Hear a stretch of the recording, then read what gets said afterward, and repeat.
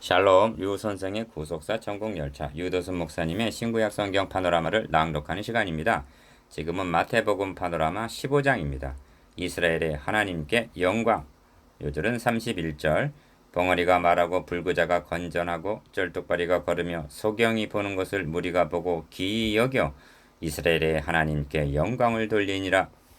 16장의 내용은 도표에서 보시는 바대로 예루살렘에서 온 종교 지도자들과의 논쟁. 첫째 단원 두로와 시돈 지방으로 들어가셔서 가나안 여자와의 대화. 둘째 단원 갈릴리로 돌아오셔서 칠병이어의 기적을 베푸신 일 등입니다. 바리새인과 서기관이 예루살렘으로부터 와서 논쟁을 벌였다는 것은 갈등의 불똥이 예루살렘까지 튀었다는 증거요. 주님의 순환의 날이 가까이 다가오고 있음을 나타냅니다. 그런가 하면 이방 두로와 시돈 지방으로 들어가셔서 가나안 여자를 만나셔서 대화를 나누셨다는 것은 복음이 이방인에게로 옮겨지게 될 것을 암시해주고 있습니다. 이를 세 단원으로 나누어 상고하겠습니다. 첫째 단원 1절에서 20절 의문의 종교와 마음의 신앙. 둘째 단원 21절에서 28절 자녀의 떡과 개의 부스러기. 셋째 단원 29절에서 39절 칠병이어의 표적. 첫째 단원 1절에서 20절 의문의 종교와 마음의 신앙. 그때 바리새인과 서기관들이 예루살렘으로부터 예수께 나와 가로되 1절 1. 본단원의 내용은 종교 지도자들과의 논쟁과 그에 따른 교훈입니다. 이는 한마디로 종교인과 신앙인의 갈등입니다. 우리는 신앙인이 되어야지 종교인이 되어서는 아니 됩니다. 종교인들은 당신의 제자들이 어찌하여 장로들의 유전을 범하나이까? 떡 먹을 때 손을 씻지 아니하나이다 하고 2절 의문을 들어 신앙인들을 비난을 합니다. 저들이 무슨 목적으로 예루살렘에서 내려왔는가? 유대인들이 예루살렘에서 제사장들과 레위인들을 요한에게 보내어 너가 누구냐 하고 요한복음 1장 19절 모르는 것을 감안해 볼 때 일종의 신상조사차 온 것으로 볼 수가 있습니다. 그리하여 주님과 제자들을 주시해 보다가 책을 잡고 있는 것입니다. 이 대답하여 가라사대 너희는 어찌하여 너희 유전으로 하나님의 계명을 범하느뇨 하십니다. 3절 이는 대답이나 해명이 아니라 반격이었던 것입니다. 주님이 반격하신 유전이 무엇인가? 하나님은 너의 부모를 공경하라 하시고 또 아비나 어미를 해방하는 자는 반드시 죽으리라 하셨거늘. 4절 저들은 말하기를 하나님께 드림이 되었다 하고 5절 말하기만 하면 부모에 대한 책임이 면제된다고 말했던 것입니다. 예를 들면 부모님께 생활비를 드리지 않으면서도 하나님께 헌금했다 하면 할 말이 없다는 것입니다. 이런 계명은 없습니다. 종교인들이 유전으로 그렇게 만든 것입니다. 3. 왜 이런 유전들을 만들었는가? 저들의 유전은 헌금을 많이 거두려는 의도에서 만들어진 것으로 여겨집니다. 그 점을 성전으로 맹세하면 아무 일 없거니와 성전에 금으로 맹세하면 지킬 것이라 제단으로 맹세하면 아무 일 없거니와 그 위에 예물로 맹세하면 지킬지라 한 데서 볼 수가 있습니다. 23장 16절에서 18절 그들은 교권을 유지하기 위해서 그런 유전을 만든 것입니다. 현대교회도 그런 잘못된 교훈은 있습니다. 왜 1,000번제를 드리라 하는가? 왜 별미를 창세기 27장 4절 가져오라 하는가? 어찌하여 11조는 강조하면서 더 중한 바 의와 인과 신은 23장 23절 강조하지 않은가? 헌금을 많이 거두기 위해서입니다. 그래야만 목회하기가 편하기 때문입니다. 4. 외식하는 자들아 이사야가 너에게 대해서 잘 예언하였도다 하십니다. 7절 이사야 선지자는 이 백성들이 입술로는 나를 존경하되 마음은 내게서 멀도다 사람의 계명으로 교훈을 삼아 가르치니 나를 헛되이 경배하는도다 하고 7절에서 9절 예언했던 것입니다. 이 말씀의 요점은 마음이냐 계명이냐에 있습니다. 아무리 계명을 다 지켜노라 자랑을 해도 마음을 들임이 없다면 그것은 형식적인 종교일 뿐 하나님이 원하시는 신앙은 아니라는 말씀입니다. 여기에 종교인과 신앙인의 구별이 있습니다. 5. 무리를 불러 이루시되 듣고 깨달으라. 입에 들어가는 것이 사람을 더럽게 하는 것이 아니라 입에서 나오는 그것이 사람을 더럽게 하는 것이니라 하고 10절에서 11절 교훈을 하십니다. 중요한 것은 어느 것이 사람을 더럽게 하느냐에 있습니다. 입으로 들어가는 것이냐 입에서 나오는 것이냐 음식이냐 죄악이냐 그것은 분명합니다. 입에서 나오는 것들은 마음에서 나오나니 이것이야말로 사람을 더럽게 하느니라 하십니다. 18절 마음에서 나오는 것은 악한 생각과 살인과 간음과 음란과 도적질과 거짓 증거와 회방이니 이런 것들이 사람을 더럽게 하는 것이요 씻지 않는 손으로 먹는 것은 사람을 더럽게 하지 못하느니라 하십니다. 19절에서 20절 이윽 그렇다면 어찌하여 레위기에서는 나는 여호와 너희 하나님이라 내가 거룩하니 너희도 몸을 구별하여 거룩하게 하고 땅에 기는 바 기어 다니는 것으로 인하여 스스로 더럽히지 말라 하고 레위기 11장 44절 먹을 것과 먹어서는 안 될 부정한 것을 말씀하셨단 말인가? 여기에 문자가 아니라 하나님의 마음을 알아야 하고 의문이 아니라 신령했음을 깨닫게 됩니다. 레위기는 한 살 정도의 출애굽한 지 1년 한 살 정도의 어린아이에게 하신 말씀임을 유념해야만 합니다. 그들에게 성민으로서의 구별된 삶을 살아가게 하기 위해서 깨끗한 짐승으로 성결을 부정한 짐승으로 죄악을 상징하여 말씀하셨던 것입니다. 이런 규례는 개혁할 때까지 맡겨둔 것이었습니다. 히브리서 9장 9절에서 10절 7 그래서 저희는 소경이 되어 소경을 인도하는 자로다. 만일 소경이 소경을 인도하면 둘이 다 구덩이에 빠지리라 14절 말씀하시는 것입니다. 주님은 특히 안식일 문제로 바울은 특히 할례 문제로 기성 세력과 부딪혔습니다. 안식일도 할례도 하나님이 제정하신 것임에는 분명합니다. 그런데 성경의 대주제는 하나님 존전에서 추방당한 죄인이 어떻게 하나님 앞으로 돌아갈 수가 있는가? 즉 의롭다 함을 얻을 수가 있는가? 구원을 얻을 수가 있는가 있는 것입니다. 그런데 저들은 안식일을 지키고 할례를 행함으로 의롭담을 얻고 구원을 얻은 양 자랑하고 있었던 것입니다. 손을 씻는 자신들은 정결하고 씻지 않는 저들은 부정한 양 비난했던 것입니다. 어느 시대를 막론하고 지도자들은 이런 소경이 되어 소경을 인도하다가 함께 구덩이에 빠지지 않도록 정신을 차려야 하는 것입니다. 이것이 의문의 종교와 마음의 신앙의 차이입니다. 그러니까 신앙인이 되고 종교인이 되지 말라는 말씀입니다. 둘째 단은 21절에서 28절 자녀의 떡과 개의 부스러기 예수께서 거기서 나가사 드로아 시돈 지방으로 들어가시니 21절 1 드로아 시돈은 베니게의 항구들로 이방 도시들입니다. 그러니까 주님은 이스라엘에서 나가사 이방인들이 사는 드로아 시돈 지방으로 들어가신 것입니다. 여기에는 상징성이 있습니다. 거기서 어떤 일이 있었는가를 보십시오. 이 가난 여자 하나가 그 지경에서 나와서 소리질러 가로되 주 다윗의 자손이여 나를 불쌍히 여기소서 내 딸이 흉악히 귀신 들렸나이다 합니다. 22절 다윗의 자손이란 메시아의 칭호로 당신은 하나님께서 다윗에게 언약하신 그리스도이십니다 하는 9장 27절 12장 23절 신앙 고백인 것입니다. 이스라엘에서 배척을 받으신 주님께서 이방에 오셔서 이방인을 통해서야 이런 고백을 듣게 되다니. 3.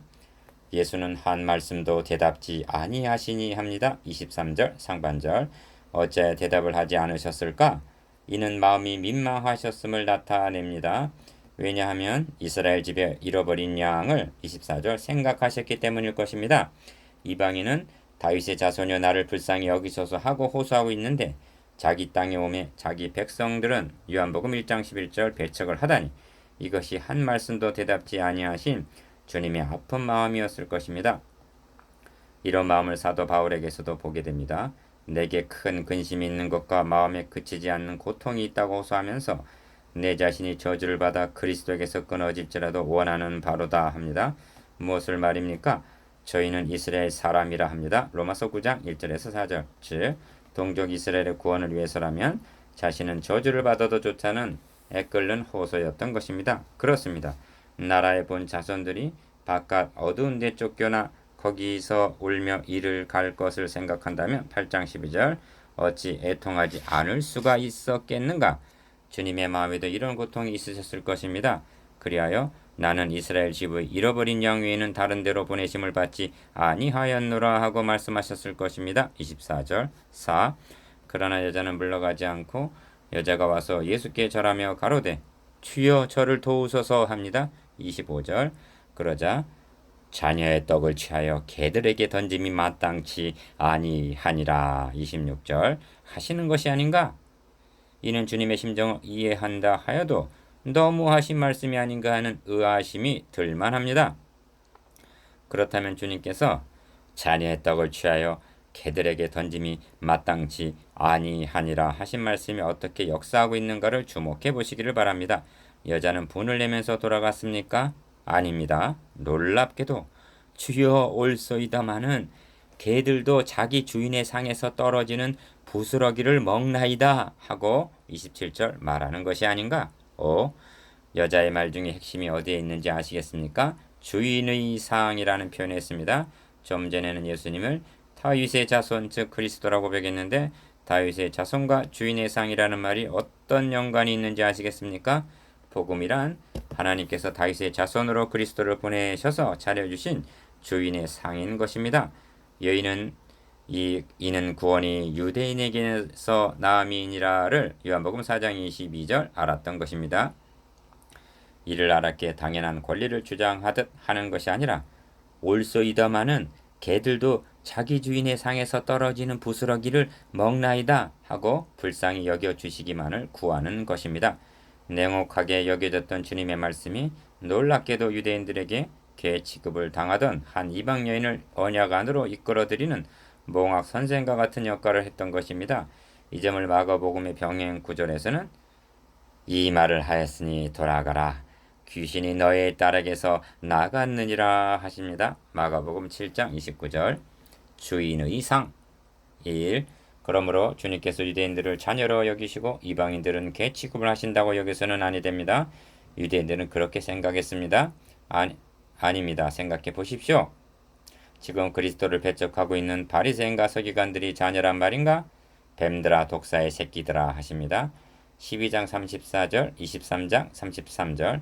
주님은 산상설교에서 거룩한 것을 개에게 주지 말며 너희 진주를 돼지 앞에 던지지 말라 7장 6절 하시지 않으셨던가? 메시아 언약으로 유명한 시편 22편은 개들이 나를 에워쌌으며 악한 무리가 나를 둘러 내 수족을 찔렀나이다 하고 시편 22편 16절 예언하고 있습니다. 그러므로 바울은 가장 잘 민노라고 자랑하는 할례당을 가리켜 개들이라고 말했던 것입니다. 빌립보서 3장 2절. 그렇다면 영적으로 개는 누구인가?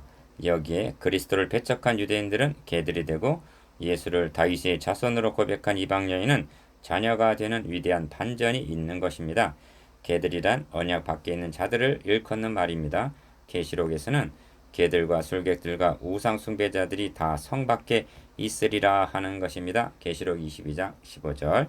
이 구속사적인 관점에서 주인의 상을 생각해 보아야만 하겠습니다. 기억 이스라엘 백성들이 바로의 노예가 되어 탄식하며 부르짖을 때 마련해 주신 식탁은 너희는 그것을 이렇게 먹을지니 허리에 띠를 띠고 발에 신을 신고 손에 지팡이를 잡고 급히 먹으라 이것이 여호와의 유월절이니라 하신 출애굽기 12장 11절 유월절 식탁입니다. 니은 그들이 광야를 통과하게 되었을 때 거짓된 인간들은 말했습니다. 광야에서 능히 식탁을 준비하시랴 시편 78편 19절. 그런데 하나님은 40년 동안을 하루같이 만나를 내려주심으로 매일 만나의 식탁을 준비해 주셨던 것입니다. 디귿 이 예표적인 식탁이 어떻게 성취되고 있는가? 저희가 먹을 때 예수께서 떡을 가지사 축복하시고 떼어 제자들을 주시며 가라사대 받아 먹으라 이것이 내 몸이니라 하신 26장 26절 최후의 만찬의 식탁입니다. 이 식탁에 참여하여 내 살을 먹고 내 피를 마시는 자는 영생을 가졌다고 말씀하십니다. 요한복음 6장 54절. 리을 그리고 궁극적인 성취는 사람들이 동서남북으로부터 와서 하나님 나라 잔치에 참여하리니 하신 누가복음 13장 29절 천국 잔치의 식탁에서 완성이 되는 것입니다. 3. 이에 예수께서 대답하여 가라사대 여자야 너의 믿음이 크도다 하십니다. 28절 상반절. 이방 여인은 신앙을 고백함으로 언약 안으로 들어온 것입니다. 그리하여 주인의 이상에 참여하는 자녀가 된 것입니다. 바울이 너가 만일 너의 입으로 예수를 주로 시인하며 또 하나님께서 죽은 자 가운데서 살리신 것을 너의 마음에 믿으면 구원을 얻으리니 사람이 마음으로 믿어 의에 이르고 입으로 시인하여 구원에 이르느니라 한 로마서 10장 9절에서 10절의 말씀이 이 여인에게 응하여진 셈입니다. 너의 소원대로 되리라 하시니 그 시로부터 그의 딸이 나으니라 합니다. 28절 하반절 4.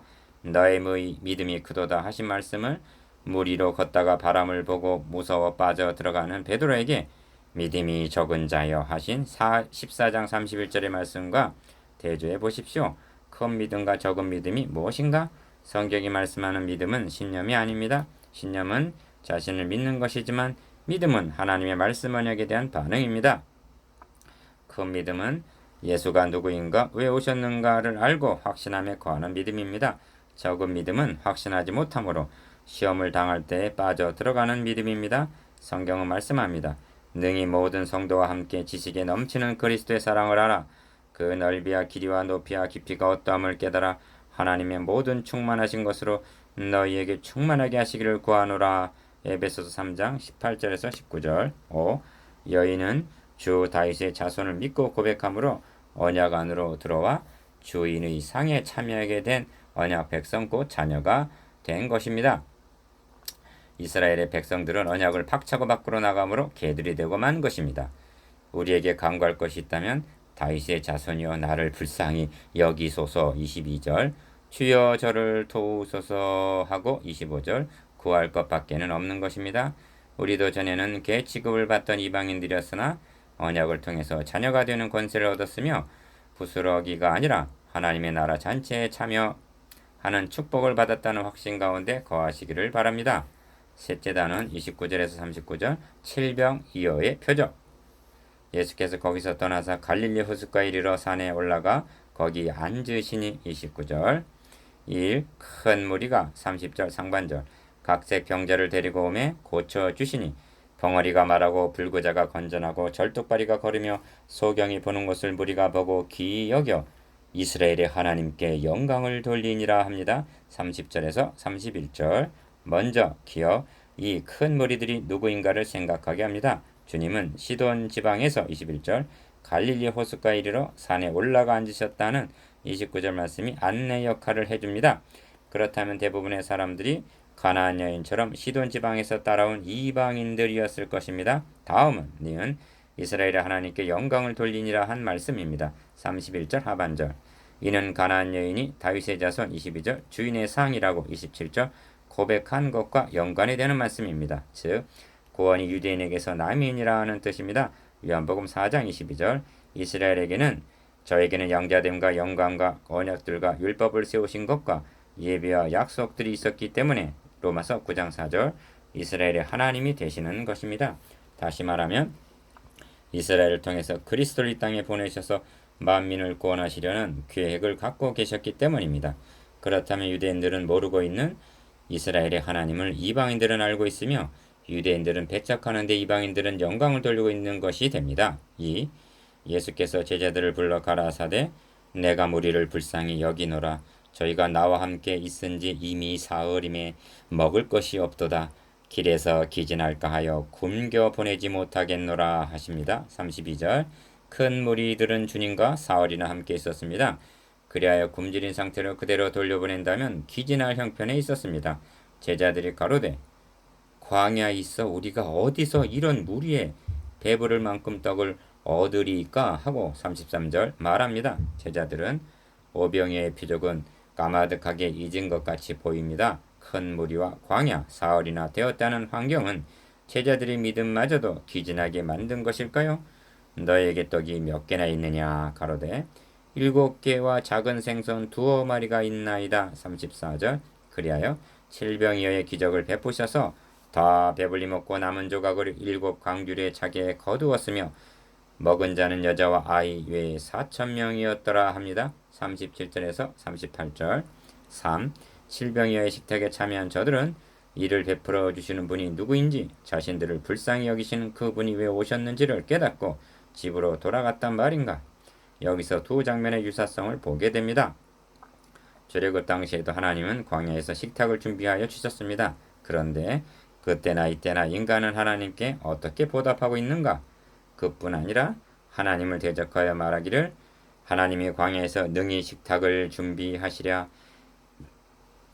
저가 반석을 쳐서 물을 내시며 시내가 넘쳤거니와 또 능히 떡을 주시며 그 백성들을 위하여 고기를 예비하시랴 하였도다. 사람이 권세 있는 자의 떡을 먹으며 하나님이 식물을 충족히 주셨도다. 그럴지라도 저희가 오히려 범죄하여 그의 기사를 믿지 아니하였으므로 하나님이 저희 날을 헛되이 보내게 하시며 저희 해를 두렵게 지내게 하셨도다.